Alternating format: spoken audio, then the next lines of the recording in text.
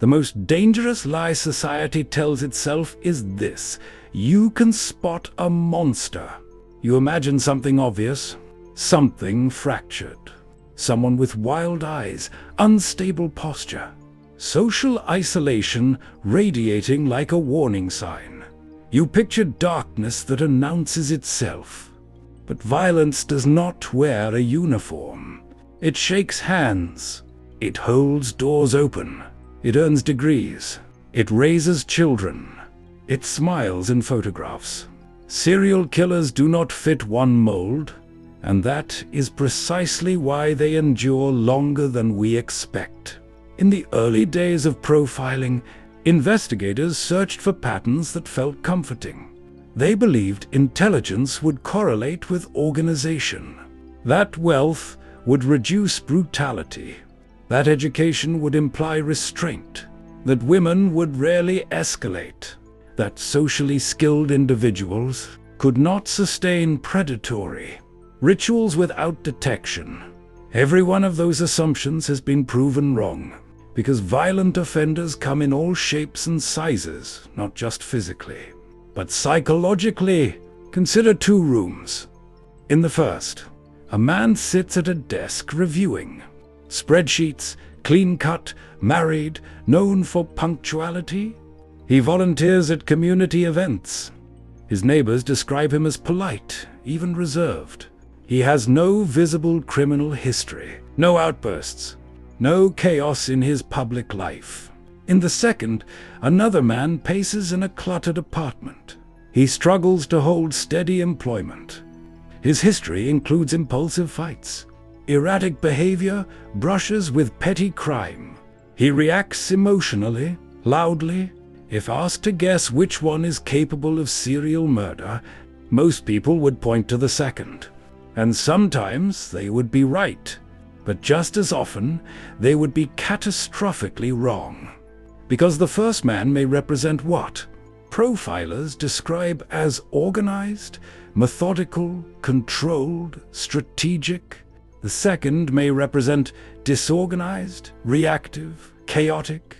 Both can kill, but how they kill and weaken differ dramatically. Organized offenders plan meticulously. They rehearse. They study. They minimize forensic evidence.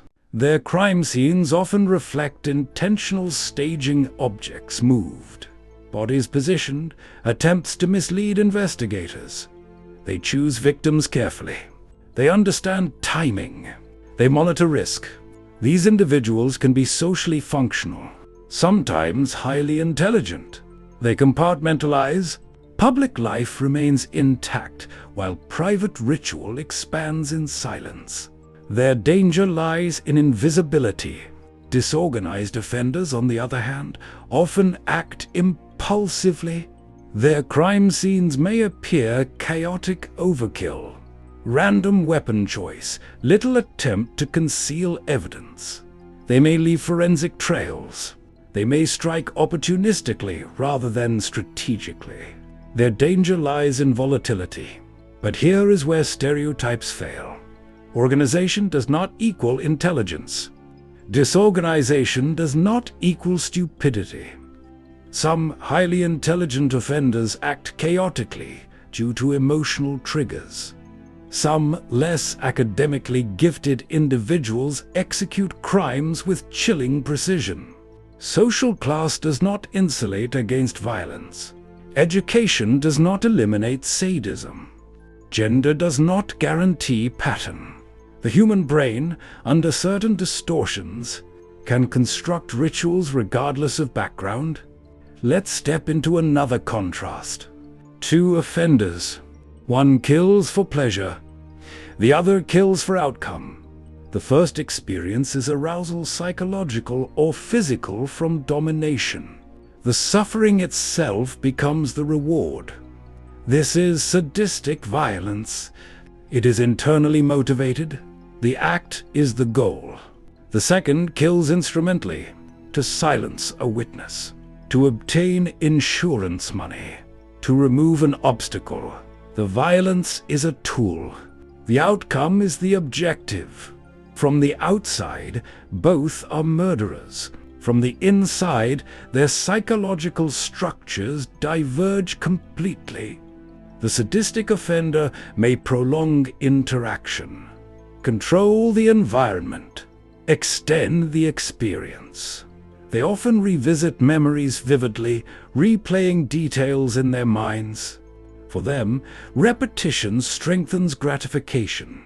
The instrumental offender seeks efficiency, quick execution, minimal emotional investment.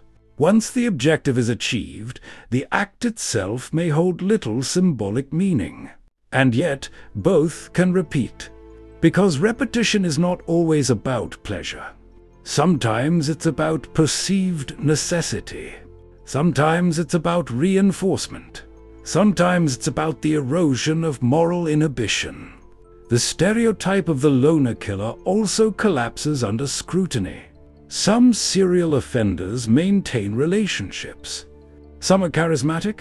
Some are described as the nicest person you'd ever meet. They host gatherings. They mentor colleagues. They appear stable. This duality is not accidental, is functional. Compartmentalization allows violent individuals to preserve public identity while privately sustaining ritual behavior. The brain builds walls between worlds. And when those walls hold, detection becomes difficult. But here is the part that unsettles most listeners. The disorganized offender is not always easier to catch. Yes, chaotic crime scenes often leave evidence. But unpredictability can complicate profiling. Without consistent pattern, investigative assumptions weaken. Randomness disrupts expectation. Meanwhile, organized offenders can grow overconfident. Precision becomes signature. Signature becomes pattern. Pattern becomes vulnerability. Every structure contains a flaw, but those flaws vary wildly. Violence transcends stereotype because human psychology is not linear. Trauma does not produce identical outcomes. Isolation does not guarantee brutality. Social success does not eliminate deviance. Some offenders are introverted and withdrawn. Others are socially dominant and persuasive. Some are financially struggling. Others are economically secure. Some display early warning behaviors. Others suppress all external indicators until rupture. This diversity keeps investigators cautious and keeps society uneasy. Because if monsters looked like monsters, they would be easy to avoid. Instead, they look like neighbors, colleagues, strangers who hold the elevator. And this unpredictability forces a difficult realization. Evil does not have a single face. It adapts, comma. It blends. It hides behind competence just as icily as it erupts from chaos. The deeper you study violent offenders, the more one truth becomes clear. There is no single psychological blueprint. There are patterns, yes. Risk factors, yes. Behavioral clusters, yes. But there is no universal mold. And that is what keeps this subject gripping. Because every time society convinces itself it understands the type, a new case emerges that shatters the template. Intelligent and brutal, charming and sadistic, disorganized yet calculating, instrumental yet ritualistic, all shapes, all sizes, and each one forcing investigators to ask not just who fits the profile, but which profile needs rewriting. If violent offenders came with visible labels, investigations would be simple. Profiles would be checklists. Suspicion would be obvious, but reality resists simplicity. For every case that fits neatly into organized or disorganized, sadistic or instrumental, another emerges that blurs the categories until they almost collapse. Take the organized offender again, not as a concept, but as a presence. He wakes early, maintains routine, pays bills on time, understands social cues. He studies people not because he struggles socially, but because he excels at blending. His crimes are not explosions of chaos. They are rehearsed sequences. He selects locations with minimal surveillance. He anticipates forensic response. He disposes of evidence methodically. He may even follow media coverage, adjusting future actions based on investigative patterns. To the public, he appears stable, predictable, even responsible. That predictability is camouflage organized offenders often experience. Deep internal fantasy lives long before they act. These fantasies become detailed, layered, repeated. The mind refines them like blueprints. By the time the first act occurs, it feels less like an experiment and more like execution of a long-drafted plan. But now shift to a different figure. A disorganized offender whose environment mirrors his internal state, cluttered, erratic, emotionally volatile. His crimes erupt during moments of stress or perceived humiliation. There may be no cooling-off period that follows a neat cycle. Instead, escalation feels reactive. The crime scene reflects frenzy, objects disturbed, weapons improvised, little attempt to erase presence. Investigators arriving at such scenes often describe a sense of emotional residue embedded in environment. Yet even here assumptions can mislead, because chaos does not mean absence of meaning. Some disorganized offenders experience distorted perception, paranoia, delusional beliefs, intense cognitive fragmentation.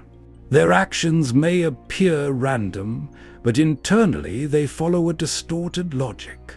A perceived threat, a symbolic trigger, a hallucinated justification. Understanding that distinction is critical.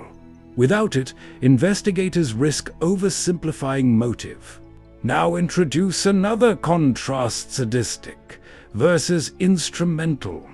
Imagine a killer who prolongs interaction, who engineers control not just to end a life, but to savor the psychological domination preceding it. This offender studies fear responses, watches breathing patterns change, feels heightened stimulation from extending the moment. For them, suffering is not incidental, it is central. Crime scenes associated with sadistic violence often reveal ritualistic elements: repetition, specific positioning, controlled environment. The offender may revisit locations mentally or physically. They are not in a hurry. The act itself is the reward. Now contrast that with the instrumental offender, a person who kills to achieve an objective financial gain, removal of a witness, elimination of perceived obstacle. The violence is swift, efficient, the emotional signature minimal. Once the outcome is secured, there is no need to linger. Both are capable of repetition, but their psychological reinforcement differs. The sadistic offender repeats because gratification fuels desire. The instrumental offender repeats because violence proves effective. And sometimes dangerously, the lines blur. An offender may begin instrumentally, a robbery gone wrong, a silenced witness. But in the process, something shifts. Exposure reduces inhibition. Emotional reaction morphs into fascination. Over time, instrumental violence can acquire ritualistic components. This evolution complicates profiling, because human behavior is not static. One of the most unsettling realities is gender diversity among violent offenders. Society often underestimates female perpetrators, assuming lower levels of brutality or emotional detachment. Yet history has shown women capable of serial violence, sometimes through methods that align with stereotype, such as poisoning, and sometimes through direct physical aggression. The difference often lies not in capacity, but in pattern. Female offenders, whence serial, may operate in caregiving roles, healthcare settings, domestic environments where trust is inherent. That trust becomes opportunity. The outward image of nurturing becomes shield. Again, appearance misleads. Age misleads. Class misleads. There have been teenage offenders with chilling composure. Elderly offenders whose crimes remained hidden for years. Wealthy professionals who used resources to mask patterns. Transient individuals who evaded detection through mobility. Every time investigators lean too heavily on stereotype, blind spots emerge. Consider social skill. Many assume serial killers lack empathy entirely and therefore struggle socially. But cognitive empathy and emotional empathy are not identical. Some offenders understand emotion intellectually without feeling it effectively. They can read fear, predict reactions, mirror appropriate responses. This ability enhances manipulation. They may excel in sales, leadership, or romantic relationships precisely because they study human behavior closely. That does not mean all charismatic individuals are dangerous, but it does mean charisma is not protective. Likewise, isolation is not proof of violence. Many socially withdrawn individuals live harmless lives. The risk emerges not from personality alone, but from interaction of personality. Stresses, reinforcement, fantasy development, and opportunity. Violent behavior transcends stereotype because it emerges from complex systems, not single traits. Two offenders may share similar childhood trauma, yet diverge entirely in adulthood. One internalizes pain into self-destruction. Another externalizes it. One seeks therapy. Another seeks domination. Predictive certainty is impossible. This is what keeps audiences on edge. Because if violence belonged exclusively to one visible category, it would feel distant. Instead, it is distributed across intelligence levels, across income brackets, across genders, across personalities. The organized executive and the chaotic drifter, the sadistic controller and the instrumental eliminator, the socially adept manipulator and the socially fractured reactor. All shapes, all sizes, and each one forces a recalibration of assumption. Profilers learn quickly that categories are tools, not truths. Organized versus disorganized is a spectrum, not a binary. Sadistic versus instrumental is a motivational lens, not a fixed identity. Offenders evolve. Stress alters behavior. Success breeds confidence. Failure breeds adjustment. The real danger lies in certainty. When society becomes certain, it knows what a monster looks like. It stops looking carefully, and that is when the next pattern slips, quietly into the background, hidden behind normalcy, shielded by stereotype, waiting until someone finally realizes that the mold never existed in the first place. The mind wants simplicity. It wants clean categories, organized, disorganized, sadistic, instrumental, intelligent, broken, rich, poor, male, female. It wants labels because labels feel like control. But the deeper investigators move into violent crime analysis. The more those labels begin to blur, not because they're useless, but because human behavior rarely stays inside the borders we draw around it. Consider two investigations unfolding in parallel. In one city, detectives search for a methodical predator. The scenes are controlled. Entry points show no forced access. Victims appear chosen, not random. Evidence is minimal. Digital traces wiped. The pattern suggests someone disciplined, patient, and socially competent enough to approach without alarming. In another city, a different task force works scenes that look chaotic. Furniture overturned, improvised weapons, little attempt at concealment. Witnesses report erratic behavior. The offender appears impulsive, emotionally explosive. At first glance, these seem like opposites. But now imagine this twist. The organized offender begins unraveling under stress. Personal crisis, financial collapse, a public humiliation. The next crime scene is messier, sloppier. The pattern fractures. Investigators begin questioning their own profile. Meanwhile, the chaotic offender adapts. After nearly being caught, he studies media coverage, learns what mistakes exposed him. The next scene shows subtle improvement, less evidence, shorter time at location, fewer emotional outbursts. Categories shift. Because offenders learn. This is what keeps investigators cautious. Behavior is dynamic. Organized offenders can decompensate. Disorganized offenders can refine. Sadistic impulses can evolve into instrumental efficiency. Instrumental violence can awaken sadistic fascination. Human psychology is not a fixed template, is an adaptive system. Now add another layer. Outward identity. Imagine a respected professional, educated, articulate, deeply embedded in community life. They understand systems. They understand bureaucracy. They understand how suspicion travels.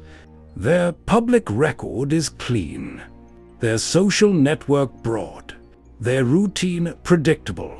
When suspicion finally touches someone like this, resistance emerged not just from the offender, but from society. That doesn't fit. He's too intelligent. She's too accomplished. They're too normal. Normal is not a safeguard. In fact, normalcy can be the most effective disguise. Contrast that with someone already marginalized, unemployed, transient, struggling with addiction or mental illness. When violence occurs nearby, suspicion often gravitates toward visible instability. Sometimes rightly, sometimes disastrously wrong. Bias distorts direction. One of the most unsettling truths in criminal psychology is that violent behavior can coexist with functionality. An offender may attend work meetings in the morning and commit atrocities at night. They may help neighbors move furniture. They may attend family gatherings. The brain's capacity for compartmentalization is profound. Compartmentalization allows the creation of two selves, the public identity and the ritual identity. When those compartments remain sealed, detection is delayed.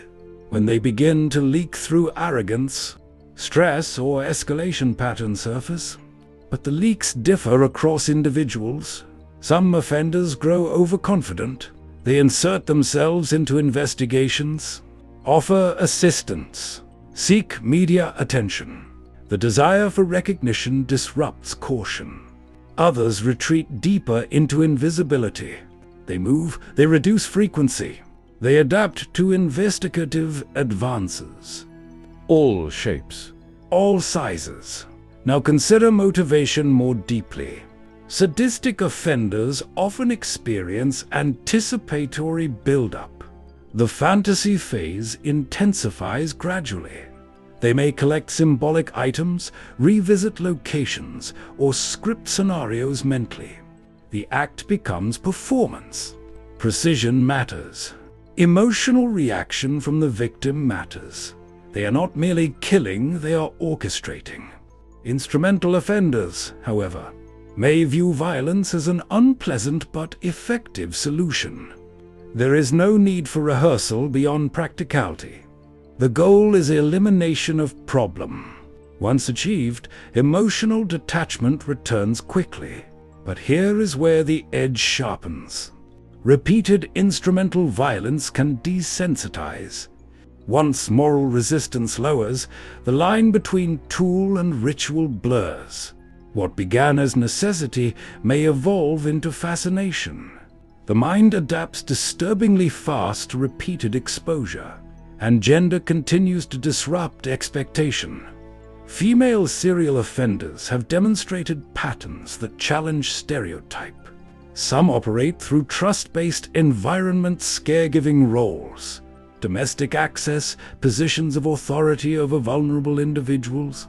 Their methods may differ statistically in approach, but the psychological capacity for repetition, manipulation, and concealment remains equally potent.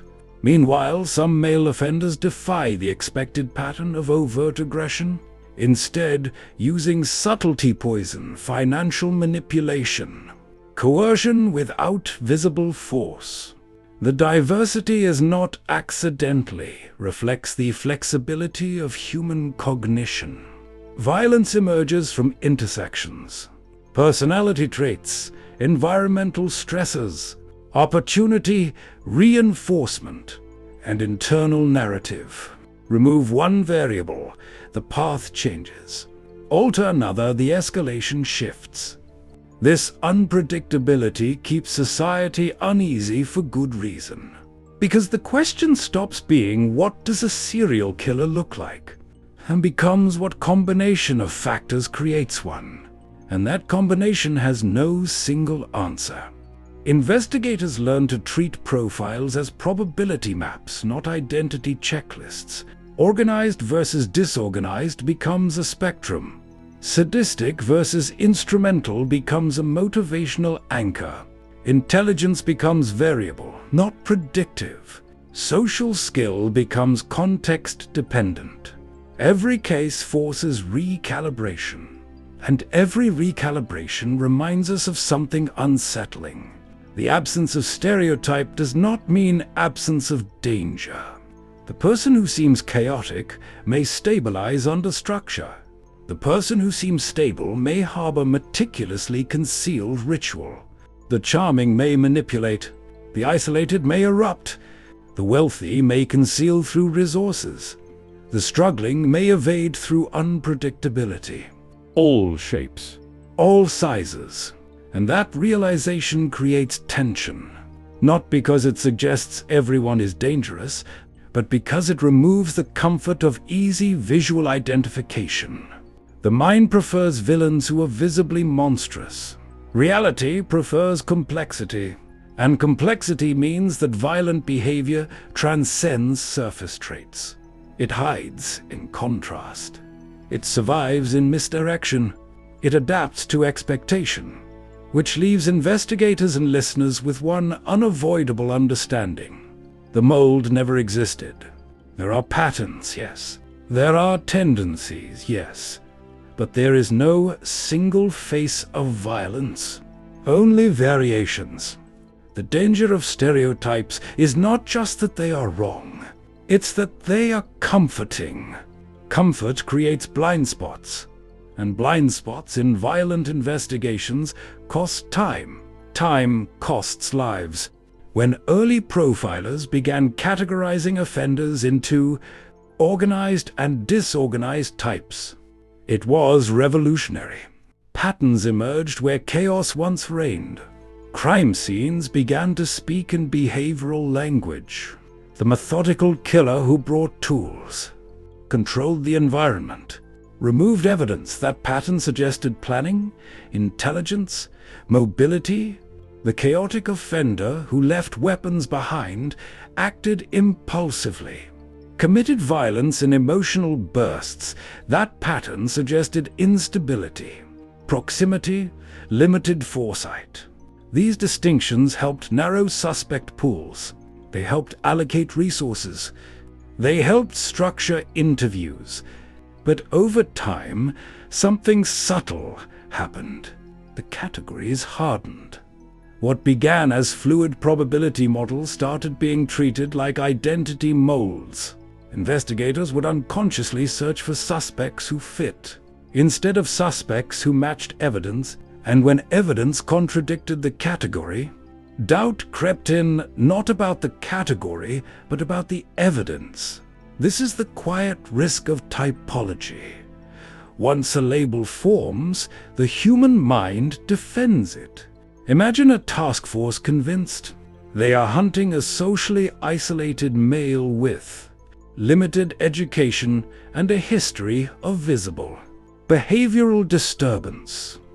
The crime scenes appear disorganized, emotional, frenzied. Witnesses describe shouting. Weeks pass.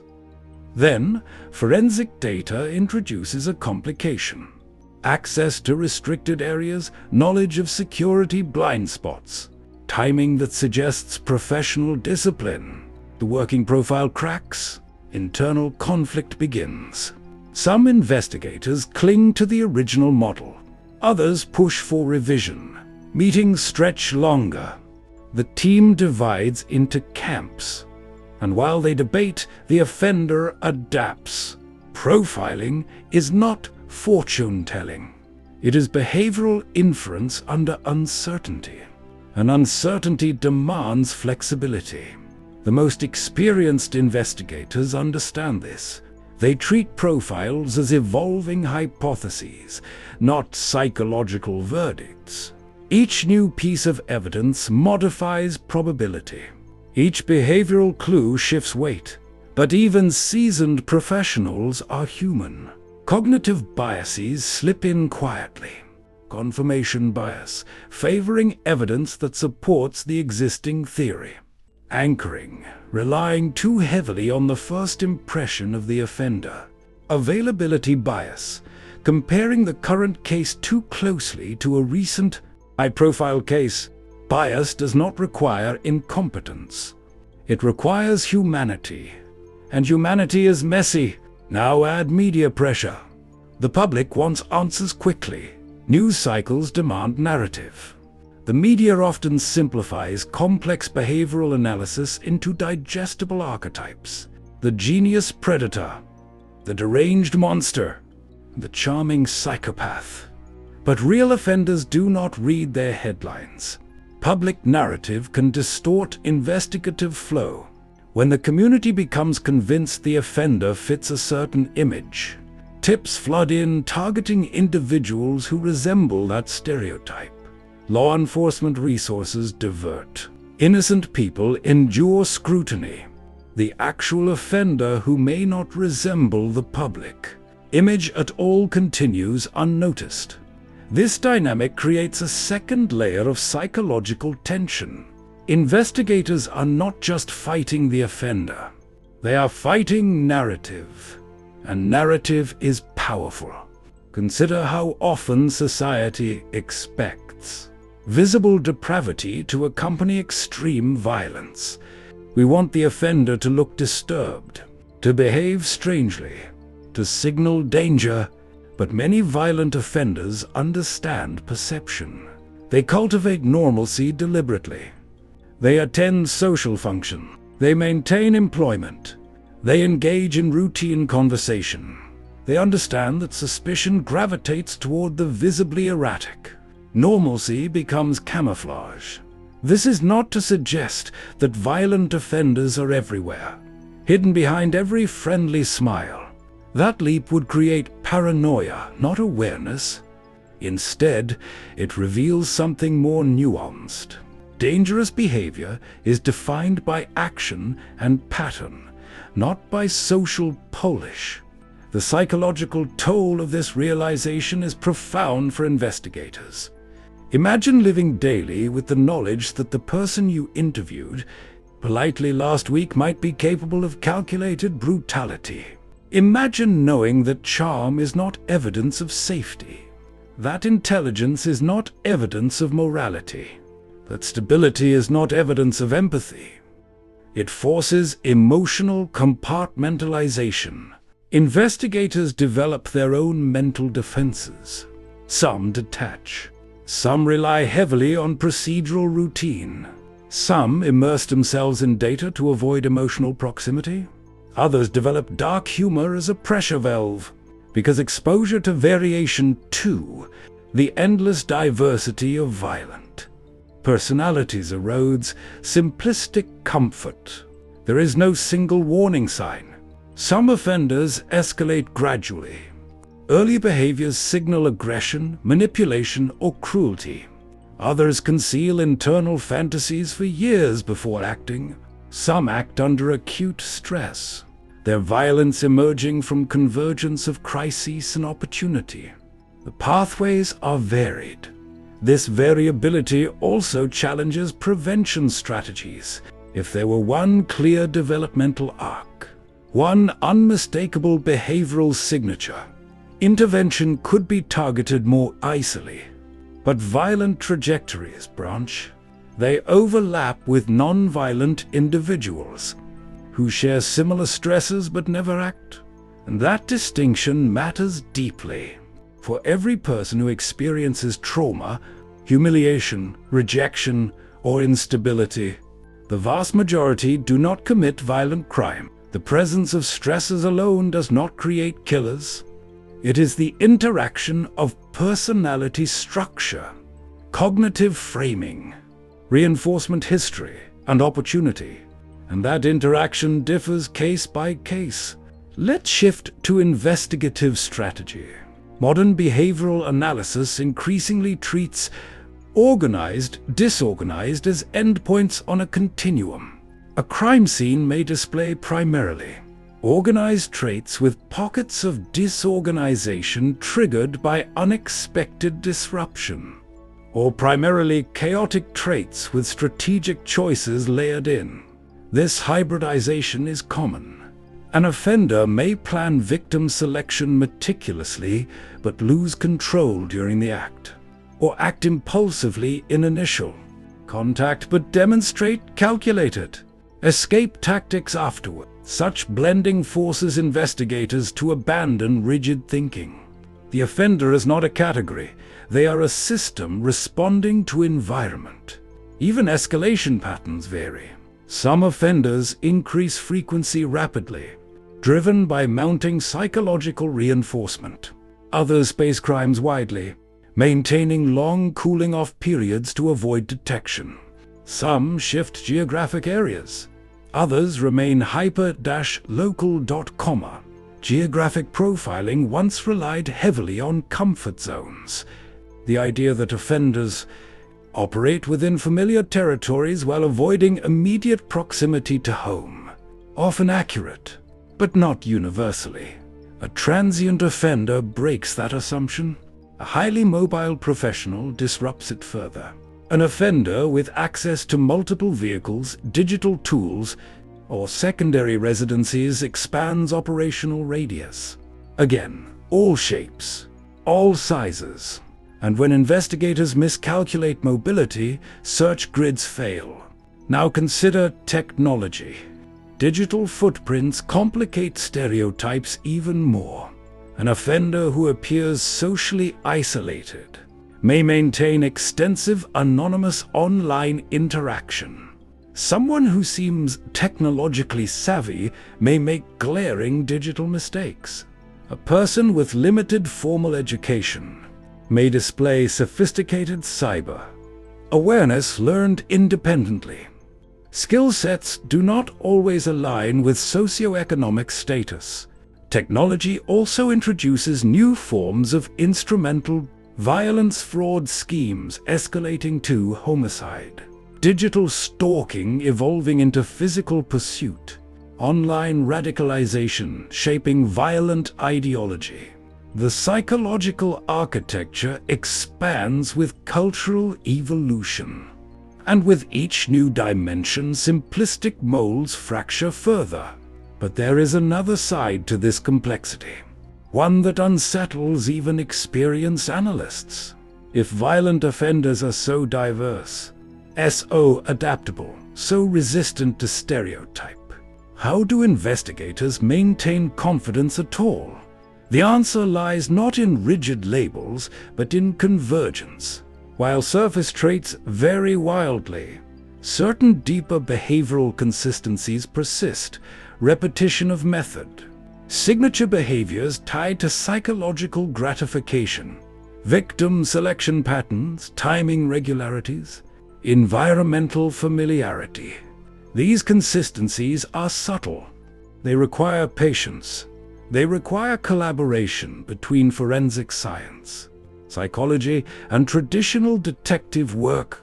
When convergence appears, when independent evidence streams align, the fog thins. Until then, ambiguity reigns. Living in ambiguity requires resilience.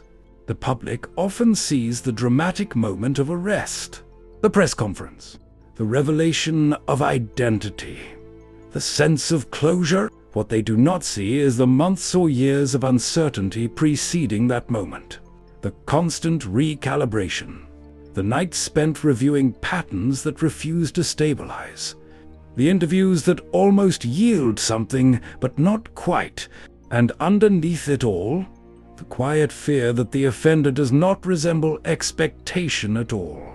That fear is not paranoia. It is professional realism. Violence transcends class. It transcends education. It transcends gender. It transcends charisma. It transcends apparent dysfunction, which is why the most dangerous investigative error is certainty too early. Certainty narrows vision. Flexibility preserves it. This chapter began with the mind's desire for simplicity.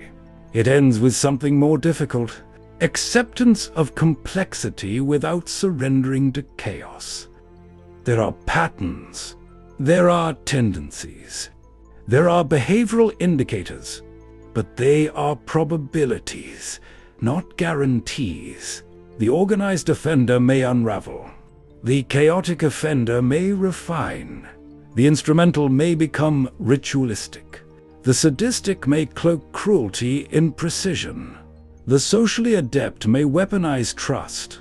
The socially awkward may erupt unpredictably. The myth of a single mold dissolves under scrutiny, and that dissolution is uncomfortable. But it is also necessary, because understanding that violent offenders come in all shapes and sizes does not create fear. It creates vigilance grounded in evidence rather than stereotype. It reminds investigators to follow behavior, not image. It reminds society to resist narrative oversimplification.